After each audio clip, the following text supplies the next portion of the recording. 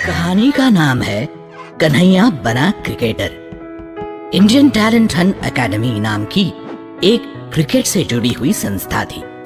उस संस्था की विशेषता ये थी कि ये संस्था भारत के गांव-गांव में जाकर बच्चों में क्रिकेट का हुनर पहचान कर उन्हें अच्छा ट्रेनिंग देकर भारतीय क्रिकेट टीम के लिए अच्छे खिलाड़ी बनाने की कोशिश करती थी।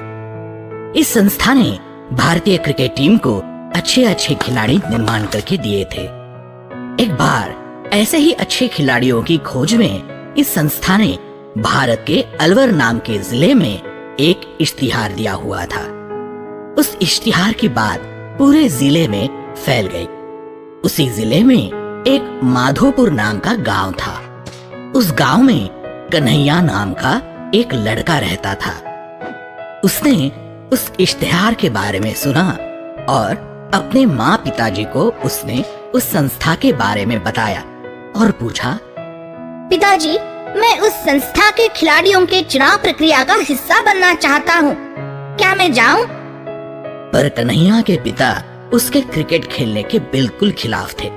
उन्होंने कहा, मैंने तुम्हें पहले भी कहा है, क्रिकेट विकेट खेलकर अपना वक्त बर्बाद नहीं करना।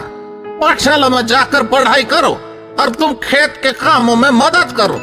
वैसे भी वह खेल हम गरीबों का खेल नहीं है, न कि हमारी किसी से पहचान है। तो यह क्रिकेट की बात दिमाग से निकालो और पढ़ाई में ध्यान दो या फिर खेती में। कन्हैया पिताजी के बात से मायूस हुआ, क्योंकि वह क्रिकेट से बहुत प्रेम करता था। मानो क्रिकेट ही उसका जीवन था। उसने कभी किसी भी समय पढ़ाई के प्रति अलगाव नहीं दिखाया था और वह उसकी कक्षा में बहुत अच्छे गुण लेकर हमेशा पहले नंबर पर आता था। पर उसका मुख्य ध्यान और रुचि क्रिकेट खेलने में ही थी। कन्हैया का एक रोशन नाम का दोस्त था। उसके पिताजी का बड़ा कारोबार था और वह बहुत धनी थे। रोशन भी उस संस्था के खिलाड़ी चुनाव प्रक्रिया में भाग लेने वाला था। उसने उस दिन कन्हैया को अपने साथ जाने के लिए आग्रह किया और उसका मन रखने के लिए वह उसके साथ चला गया। रोशन ने कन्हैया का नाम भी जबरन दर्ज करवाया। कन्हैया ने उससे कहा, अरे भाई, मैं कैसे खेलूंगा? मेरे पास तो कोई खेलने का सामान भी नहीं है। उस पर रोशन ने कहा, हाँ, मुझे पता था कि तू यही कहेगा और बात टालने की कोशिश करेगा, इसलिए मैं मेरा और एक क्रिकेट का किट मेरे साथ लाया हूँ। अब तो तुझे कुछ प्रॉब्लम नहीं है ना? कन्हैया को अब कुछ चारा नहीं था और वह खेलने के लिए तैयार हो गया। उस दिन कन्हैया ने बल्लेबाजी भी बहुत अच्छी की और बेहतरीन गेंदबाजी करके 7 विकेट भी ले लिए। कन्हैया का खेल देखकर वहाँ जो परीक्षक आए थे वह बहुत प्रभावित हो गए। मैच के बाद उन्होंने कहा, कन्हैया, तुम स्वाभाविक रूप से बहुत अच्छे खिलाड़ी हो। तुम्हें अगर अच्छी ट्रेनिंग मिले तो तुम आगे चलकर भारत के लिए भी खेल सकते हो। जाओ, तुम्हारे पिताजी को हमसे मिलने को कहो।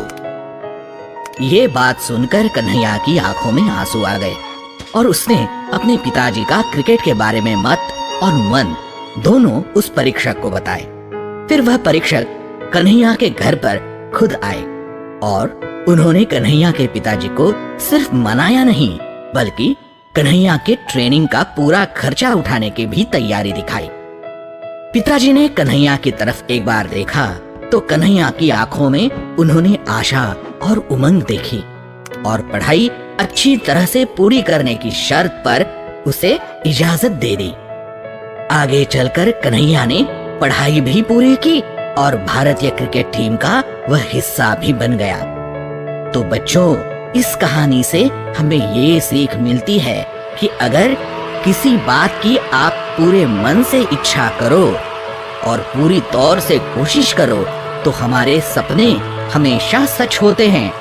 और दूसरी बात, रोशन की तरह अपनी दोस्ती हमेशा निभानी चाहिए और अपने दोस्तों की हमेशा हौसला अफजाई करनी चाहिए।